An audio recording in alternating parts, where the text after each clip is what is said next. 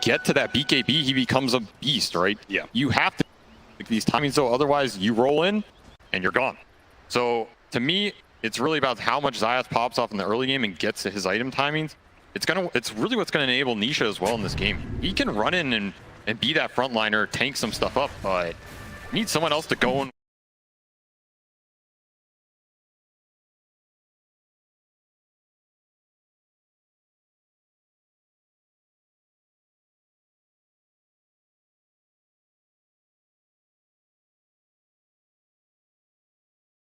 ever seen of the 3-4 that is more tied together than Rezo and Xayah. They seem to be just hand in hand, running around killing things non-stop. Now, when it comes to lanes, they didn't actually set it up that way. We can see Puppey playing the Disruptor. They didn't want to do a double melee setup. Instead, they have Xayah paired up with the Drow Ranger in bottom lane and the ranged Puppey here with Rezo, just to make their lanes a bit easier.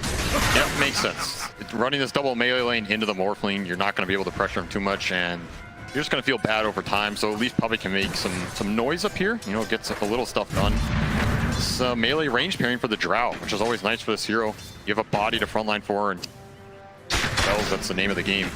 And this is going to be a pretty fast early game for Thunder. Whenever you play this Mars mid, you are really looking to up the tempo and take the fights around the runes with the early arena. You have this off-lane Pango, who's another very strong skirmisher, especially when paired with this Maiden, who also went in the off. Kind of an old 4-position Maiden meta. Of course, Pandamu is still bringing it up. High damage supports for Thunder Awaken. Snapfire Maiden on the back of these two skirmishes. Yeah, at the same time, though, these two team fighters, they're in a lane matchup where they're a melee hero up against a ranged hero that is gonna... so we'll definitely have to keep an eye on both their CS and their net worth to see how they walk away from this laning phase, because I imagine they're gonna have to be blowing through some regen just to stay in. All about the early level advantage for these dual lane skirmishes. Matthew gonna lay into Puppey here a little bit in the river. I mean, he has the move speed advantage. Oh yeah, he should just be able to run him down here. Puppey, at best, you can try and maybe swerve into the Roshan pit and hopefully deny that first blood. He's gonna pop the Fairy Fire, pops the Salve, draws the aggro, gets the Salve canceled. A bash comes out, that's a little awkward. Oh, Matthew times it very nicely with the cookie. He had that one in his back pocket, pulls it out, and gets the first blood. Yeah, the tip on top of it as well with the voice line. He was thinking that all the way through, had plenty of time to think about it. And very nice start for him. Again, that's your 4 positions in the safe lane. Matthew, he's shown on this Snapfire. It's a South American specialty. Absolutely destroy you in these fights until you get to those BKB timings. So yeah, you were talking about this hero early on in the tournament. You thought Snapfire was going to be one of the heroes that was going to be a bit more prevalent, and you said South America was one of the regions who played it best. Yeah, I mean, this hero's just amazing in the mid-game fights. He scales as well. This new shard, I think, threw people a little off in terms of how the range interacts, but people are getting more used to it now. I wouldn't be surprised to see him pick it up this game. Again, the laning's pretty strong. A little mango smoothie for him. Yeah, regen it back up. Matthew just wants to keep that pressure up. I mean, because it's having a totally free lane.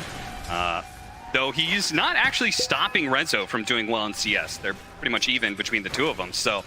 That is the downside of chasing Puppey. You get the first blood, you enable yourself. You do give Rezo that one-on-one. He's had to burn pretty much no regen. I think he's used one tango this entire laning phase. For a melee versus range core matchup, best of using early. Rezo's having a great time. It comes onto Matthew, and the damage being done with the Thunder Strike, and one last hit is barely enough for Puppey. Yep, and because of that, he's got his level 2. He'll pop the glimpse now because he's already morphing his strength, so he should be totally fine. But it's decent pressure added on to the carry. That right click hit the top of the damage range there. Yeah. He had Fairy Fire. I didn't think it was going to kill him, and I don't think Matthew did either. I was setting it up to be like, and he barely doesn't get the kill, and well, apparently not. You get a free trip to base. It's not the worst. Big question is going to be this 6-minute rune. It's coming up in a minute 30. Mago is going to get to 6 here pretty fast. Doing a really decent job on mid, up and denies up. Yes, versus Nisha. He's been harassed quite a bit by the ranged attacks from Nisha, but he's made up for it by being a melee hero, having higher base damage and securing more denies. So level 6, as you said, it's going to come in faster, and we'll see what kind of rotations are going to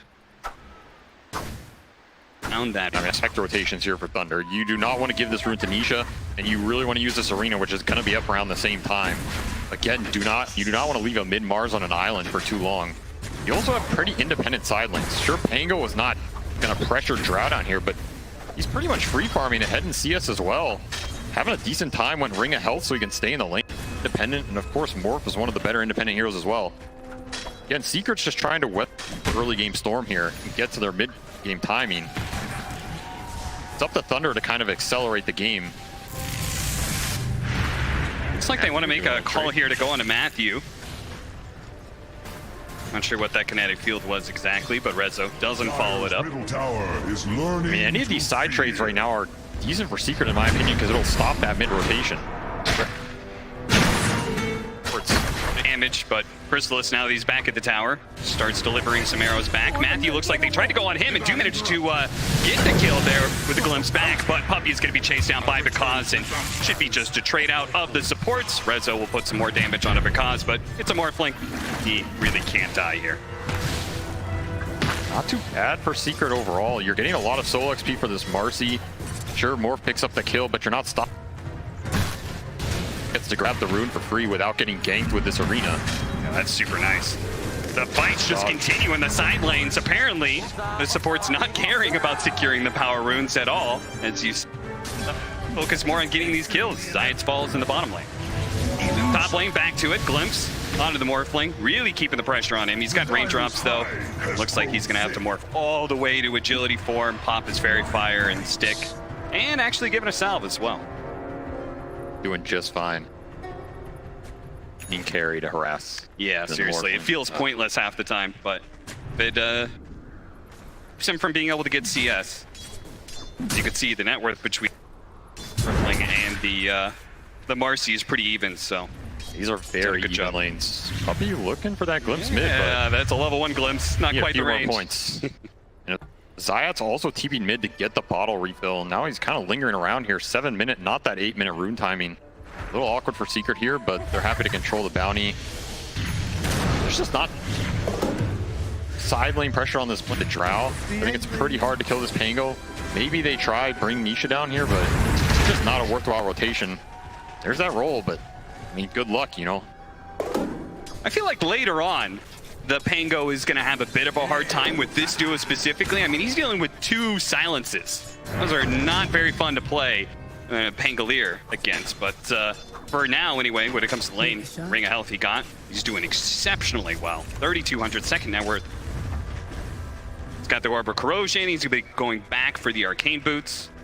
That was pretty much a dream off-lane Pango start. Yeah. This is not a hero that typically just free farms a lane. Using the fact Drow is kind of slow. Nice rolling kick back straight into the hands of Nisha. May be able to grab the Invis rune away from Nisha, but won't stop his own death. And I think Thunder, tired of being the ones rolled on here, time to smoke top and try and get some action done with this Arena.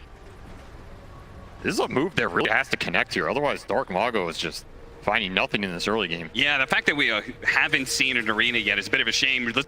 As Rezo gets out, not able to get the rebound away, will be denied by the Arena walls. Decent pickup. Definitely going to be happy about that one. Pandamu gets to soak the XP mid on a hero in Crystal. Uses the levels. I mean, this hero has dominated the statistics in terms of win rate. You start getting these, you know, Frostbite, Nova points up, whichever route you want to go. They really pay off a lot more now than they used to. So decent efficiency here from Thunder. To me, the big question is going to be, do they try and use this Pango ult to kick bottom? How long does Crystallis get to stay down here? Because this is not a carry you want to just leave down here getting solo XP. I mean, it's almost level 7, and he's just been uncontested. Yeah, doesn't it feel like Thunder playing slower than maybe we would have expected? But you now have to level 6 on Sacred. So whether with people rotating or he rotates to another lane and leads, we'll have to wait and see. But yeah, getting pulls off and stuff. Chrysalis is going to be very happy with the way this is going, I think. Meanwhile, Dark Mago's clearing stacks. I don't know if I've ever said that in my life, but he is in the jungle efficiencying it up. Yeah, apparently he wants to try and get that fast Blink Dagger. And that makes sense, right? I mean, this Drow is going to be also important. Absolutely. If he can find the Drow, start on the Lesh, there are no real saves in this game when that Arena Spear comes out. Yeah. There's no hard reset, hard dispel, so Dark Mongo kind of has free reign here. I can understand the Blink Rush. It's going to be very strong in this game. It enables his supports. This Snapfire Mars combination, these heroes were put in the game, and it's strong for a reason. It's going to annihilate these cores before they have BKBs. So I can understand them wanting to get that fast. And here's a second smoke to this top lane, trying to shut down Rezo. I think he smells what's coming, though. Yeah, they have this nice high ground ward that may give them a false sense of security because they are smoked up, but it's going to break here. Puppey walks down, breaks the smoke. Very nice read. I think it's a combination. They picked up the power rune at top lane. They're missing for the middle lane a little bit. Rezo got ganked last time. He's like, I'm not going to risk it this time around. That's fair enough. Part of me wonders why they want to go top with this move instead of bottom. Yeah. I mean, the bottom move is longer. It takes more time, but you're going to get the kick out guaranteed, right? If Crystallis wants to dodge that smoke, he has to leave the lane. And this catapult would have killed the tower with Pango just tanking up. Right. Instead, when that smoke fails, they get absolutely nothing out of it. Morph can stay up there anyway. It's like a higher risk, lower reward type situation. Do you think that There's have a glimpse answers to potential here. He's going to run forward.